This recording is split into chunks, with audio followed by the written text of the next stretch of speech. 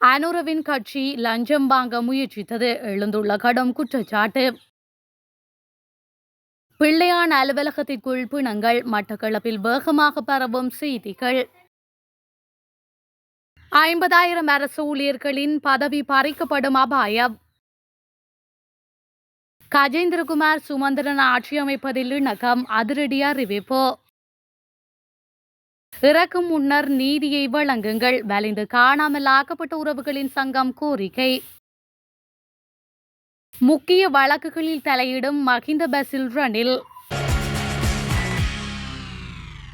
இன்று காலை முதல் மட்டக்களப்பு பாவிக்கரை வீதியில் உள்ள பிள்ளையானின் அலுவலகம் விசேட அதிரடிப்படையினரால் முற்றுகையிடப்பட்டு தீவிர தேடுதல் வேட்டை நடந்து கொண்டிருக்கும் நிலையில் அந்த அலுவலகத்தில் புதைத்து வைக்கப்பட்டிருந்த 2 சடலங்கள் மீட்கப்பட்டதான ஒரு செய்தி மட்டக்களப்பு மக்கள் மத்தியில் பரவி வருகின்றது. அலுவலகத்தின் நிலத்தின் கீழே 2 பிணங்கள் மறைத்து வைக்கப்பட்டிருந்ததாக கிடைத்த தகவலின் அடிப்படையிலேயே ஸ்ரீலங்கா குற்றத்தடுப்பு புலனாய்வு பிரிவு மற்றும் விசேட அதிரடிப்படையினர் TMBP அலுவலகத்தில் தேடுதல் நடவடிக்கையை மேற்கொண்டு வருவதாகவும் செய்திகள் வெளிவருகின்றன.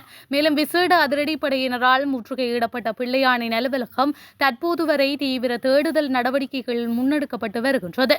இதன்போது அலுவலக கட்டட நிலத்தை உடைத்து தோண்டி பாரிய தேடுதல் நடவடிக்கை முன்னெடுக்கப்பட்ட போது அங்கிருந்து 9 மில்லிமீட்டர் ரக துப்பாக்கியின் ரவைகள் கண்டுபிடிக்கப்பட்டுள்ளதாக தெரிவிக்கப்படுகின்றது. மட்டக்களப்பு மற்றும் அம்பாறை மாவட்டங்களில் TMBP அலுவலகங்களில் பலர் கொலை செய்யப்பட்டு அலுவலகங்களின் உள்ளேயே புதைக்கப்பட்டதான பல தகவல்களை முன்னாள் TMBP உறுப்பினர்கள் ஊடகங்களில் வெளியிட்டு வருகின்ற நிலையில் ஒரு வாகன ஓட்டுநர் உட்பட 2 சடலங்கள் மட்டக்களப்பு TMBP அலுவலக கட்டடத்தின் கீழ் புதைத்து வைக்கப்பட்டிருக்கலாம் என்ற தகவல் ஏற்கனவே தமது உறுப்பினர்கள் மத்தியில் உலா வந்ததாக ஒரு முன்னாள் TMBP உறுப்பினர் தெரிவித்திருந்தார்.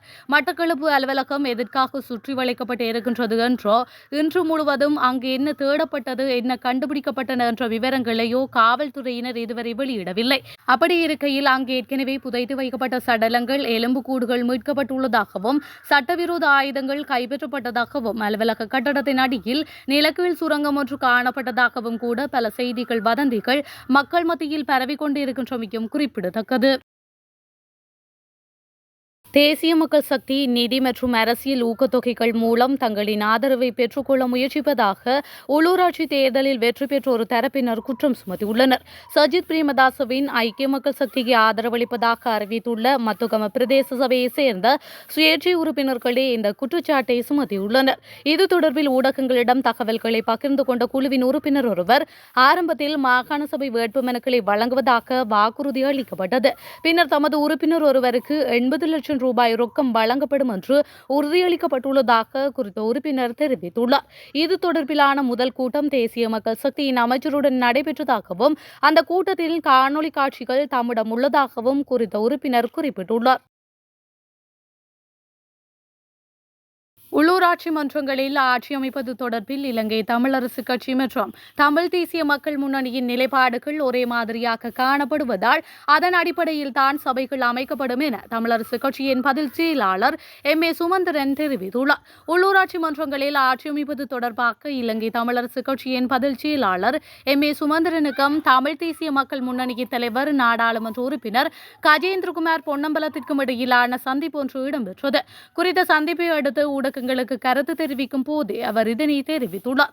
இது தொடர்பில் அவர் மேலும் தெரிவிக்கையில் இது குறித்த இணக்கப்பாடு தொடர்பில் தமிழ் தேசிய மக்கள் முன்னணி அறிவிக்காவிட்டாலும் நிலைப்பாடு என்பது பொதுவாகத்தான் உள்ளது என அவர் குறிப்பிட்டுள்ளார். இதனைத் தொடர்ந்து கருத்து தெரிவித்த கஜேந்திரகுமார் பொன்னம்பலமும் கூட்டாக எதிர்காலத்தில் இணைந்து செயல்படுவது தொடர்பில் பொதுவான ஒரு நிலைப்பாடு உள்ளதாகவும் தெரிவித்துள்ளார். காணாமல் போன உறவுகளுக்கு என்ன நடந்தது என்று அறியாமலே பலர் மரணித்துள்ளனர். எனவே எஞ்சியுள்ள நாங்களும் இறக்கும் முன்னர் எமக்கான நீதி கிடைக்க வேண்டும் என்று வலிந்து காணாமல் ஆக்கப்பட்ட உறவுகள் தெரிவித்துள்ளனர். வலிந்து காணாமல் ஆக்கப்பட்ட உறவுகளின் சங்கத்தினரால் வவுனியா பழைய பேருந்து நிலையத்திற்கு முன்பாக நேற்று ஆர்ப்பாட்டம் ஒன்று இடம்பெற்றிருந்தது. அதன் பின்னர் ஊடகங்களுக்கு கருத்து தெரிவிக்கும் போது இவர்கள் இவ்வாறு தெரிவித்துள்ளனர். தொடர்ந்தும் கருத்து தெரிவித்த அவர்கள் எமக்கான நீதி கோரி நாங்கள் தொடர்ச்சியாக போராடி வரும் நிலையில் 300க்கும் மேற்பட்ட உறவுகளை இழந்துள்ளோம். தங்கள் உறவுகளுக்கு என்ன நடந்தது என்று தெரியாமல் அவர்கள் இறந்துள்ளனர். எனவே மீதமுள்ள சாட்சிகளாக உள்ள நாங்களும் இறக்க முன்பாக எமக்கான நீதியை சர்வதேசம் வழங்க வேண்டும் என்று அவர்கள் கோரியுள்ளனர். சட்டத்தின் ஆட்சி மற்றும் நீதித்துறையின் சுதந்திரம் இதுவரை 100% உறுதி செய்யப்பட்டுள்ளதாக உண்மை மற்றும் நீதிக்கான சட்டத்தரணிகள் அமைப்பின் ஒருங்கிணைப்பாளர் சட்டத்தரணி மனோஜ் நாணயக்கார தெரிவித்துள்ளார். முன்னாள் ஜனாதிபதிகளான மஹிந்த ராஜபக்ஷ, ரணில் விக்ரமசிங்க மற்றும் முன்னாள் அமைச்சர் பசில் ராஜபக்ஷ ஆகியோரின் தலையீட்டின் காரணமாக சில கணிசமான வழக்குகள் மீள பெறப்பட்டுள்ளதாகவும் அவர் கூறியுள்ளார். குருநாகலையில் நடைபெற்ற செய்தியாளர் சந்திப்பில் இதனை அவர் கூறியுள்ளார். இன்றைய நிலவரப்படி எந்த அமைச்சரும் இந்த நீதிபதிக்கும் தொலைபேசி அழைப்பு விடுப்பதில்லை என்பது உறுதியாகியுள்ளது எனவும் அவர் தெரிவித்துள்ளார். இதன் பொருள் சட்டத்தின் ஆட்சி மற்றும் நீதித்துறையின் சுதந்திரம் இதுவரை 100% உறுதி செய்யப்பட்டுள்ளது. இப்போது சட்டவிரோத செயற்பாட்டுடைய பல வழக்குகள் எங்களால் தாக்கல் செய்யப்பட்டுள்ளன.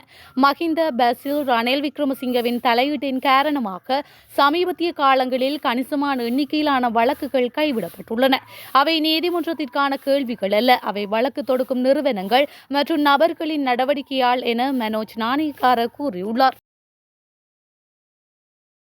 அடுத்த ஆண்டு அரசு ஊழியர்களின் சம்பளம் நிச்சயமாக அதிகரிக்கப்படும் என தொழிற்கல்வி பிரதி அமைச்சர் நளின் கேவிகே தெரிவித்துள்ளார். அம்பலாங்குடி பிரதேச செயலகத்தில் நேற்று நடைபெற்ற பிராந்திய ஒருங்கிணைப்பு குழு கூட்டத்தில் கருத்து தெரிவிக்கும் போது இவர் மேற்கண்டவாறு குறிப்பிட்டுள்ளார். இதன்போது கருத்து தெரிவித்த பிரதி அமைச்சர், அரசு ஊழியர்கள் தங்கள் பணிகளை முறையாக செய்தால் நாடு வளர்ச்சியடையும். நாம் வேலை செய்வதை விளம்பரப்படுத்தக்கூடாது. அரசாங்கம் கொடுக்கும் வேலையை செய்தால் போதும். அடுத்த 3 ஆண்டுகளுக்கு அரசு ஊழியர்களின் சம்பளத்தை அதிகரிக்க நாங்கள் செயற்பட்டு வருகின்றோம் என அவர் தெரிவித்துள்ளார். பிரித்தானியாவில் 50,000 அரசு ஊழியர்களின் பதவி பறிக்கப்படும் அபாயம் உருவாக்கியுள்ளதாக சர்வதேச ஊடகங்கள் செய்தி வெளியிட்டுள்ளன. இதன் அடிப்படையில் ஹெய்ர் ஸ்டார்மர் அரசு சுமார் 50,000 அரசு ஊழியர்களை வீட்டுக்கு அனுப்ப திட்டமிட்டுள்ளதாக குறிப்பிடப்பட்டுள்ளது.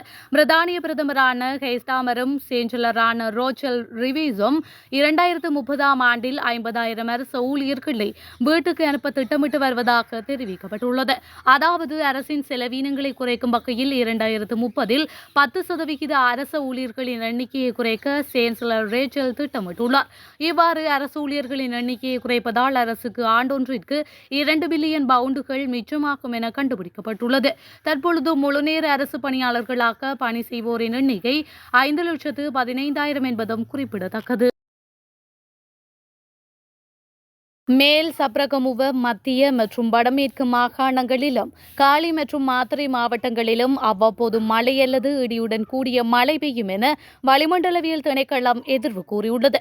மேல் மற்றும் சப்ரகமுவ மாகாணங்களிலும் நுவரெலியா, கண்டி, காலி மற்றும் மாத்தறை மாவட்டங்களிலும் சில இடங்களில் 75 மில்லிமீட்டர் அதிக கனமழை பெய்ய வாய்ப்புள்ளது என்றும் திணைக்களம் கூறியுள்ளது. வடமத்திய மாகாணத்திலும் மன்னார் மற்றும் ஹம்பாந்தோட்டை மாவட்டங்களிலும் பல தடவைகள் மழை பெய்யக்கூடும். மத்திய மலை நாட்டின் மேற்கு சரிவுகளிலும் வடக்கு, வடமத்திய மற்றும் வடமேற்கு மாகாணங்களிலும் ஹம்பாந்தோட்டை மற்றும் திருகோணமலை மாவட்டங்களிலும் அவ்வப்போது மணிக்கு 10 கிலோமீட்டர் தொடக்கம் 50 கிலோமீட்டர் வேகத்தில் பலத்த காற்று வீச வாய்ப்புள்ளது. நாட்டின் புறப்பகுதிகளில் அவ்வப்போது மணிக்கு 100 கிலோமீட்டர் வேகத்தில் பலத்த காற்று வீசக்கூடும்.